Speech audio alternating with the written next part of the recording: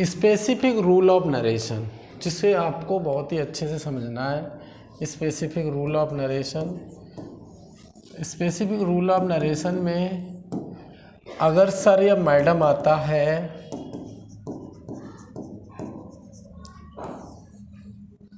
देखिए सर या मैडम आता है तो ये दोनों रिस्पेक्टेबल वर्ड है, तो इनकी वैल्यू लगेगी रिस्पेक्टफुली, रिस्पेक्टफुली,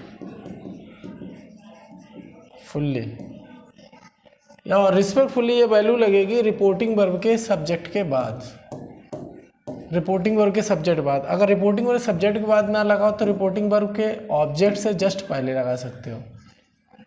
बीच में अगर सैड हो या क्राइड हो तो इन दोनों का आस्क्ड हो जाएगा, और सैड टू हो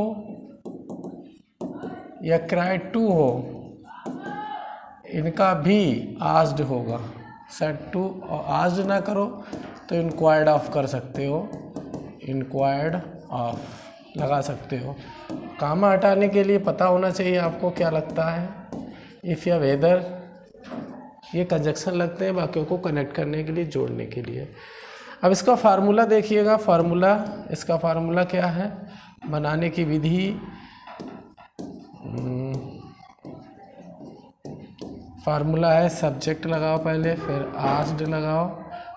इसका जो फार्मूला है सब्जेक्ट प्लस यहाँ पे रिस्पेक्टफुली रख लो, रिस्पेक्टफुली के बाद आस्क्ड या इंक्वायर्ड ऑफ लगाओगे, इंक्वायर्ड ऑफ प्लस ऑब्जेक्ट लगाओगे, प्लस इफ़ या वेदर लगाओगे, फिर subject plus H V plus M B plus other word plus full stop लगाओगे। इस तरीके से करोगे।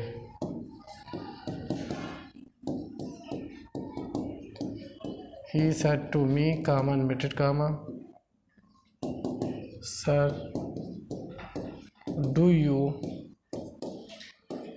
check my copy। जैसे ये है, ये सेंटेंस है, ये डायरेक्ट है, डायरेक्ट फॉर्म में है, इसको डायरेक्ट फॉर्म में ले जाएंगे तो ये फार्मूला अप्लाई करेंगे, जिसको ध्यान से समझे कैसे होगा।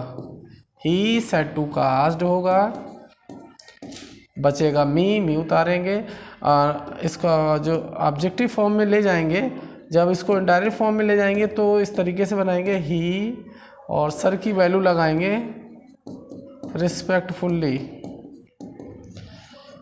रिस्पेक्टफुली, फिर आस्क्ड मी काम हटाने के लिए इफ़। अब ये सर हट गया इससे, रिस्पेक्टफुली से, बचा do you check my copy.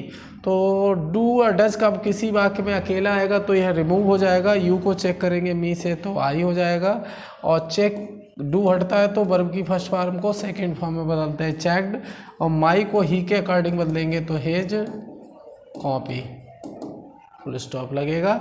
इस तरीके से डायरेक्ट से इनडायरेक्ट फॉर्म में आ जाएगा। तो इसे ध्यान से समझिएगा सभी लोग, और बनाने की प्रैक्टिस कीजिए। जितनी ज़्यादा आप बनाने की प्रैक्टिस करेंगे, because practice makes a man perfect. तो ये फार्मूला है। सारा मैडम जब किसी वाक्य में आए तो इसकी वैल्यू लगाएंगे रिस्पेक्टफुली, और रिस्पेक्टफुली जो वैल्यू लगेगी आफ्टर सब्जेक्ट लगेगी रिपोर्टिंग वर्ब की, जो इस यहाँ पे, या रिपोर्टिंग वर्ब के ऑब्जेक्ट से पहले सैड टू क्राइड टू को चेंज करेंगे आस्क्ड में या इंक्वायर्ड ऑफ में, कामा हटाने के लिए इफ़ या वेदर लगाएंगे। ये फार्मूला लिखा है, एक एक चीज़ को देखते जाइए और लगाते जाइए, बाकी अपने आप ऑटोमेटिक बनता जाएगा बिना किसी कन्फ्यूजन के। और बीच में कंजक्शन ये लगाइए, इधर का टेंस और पर्सन को चेंज कर दीजिएगा, पूरा टेंस अपने आप कन्वर्ट हो जाएगा इनडायरेक्ट फॉर्म में।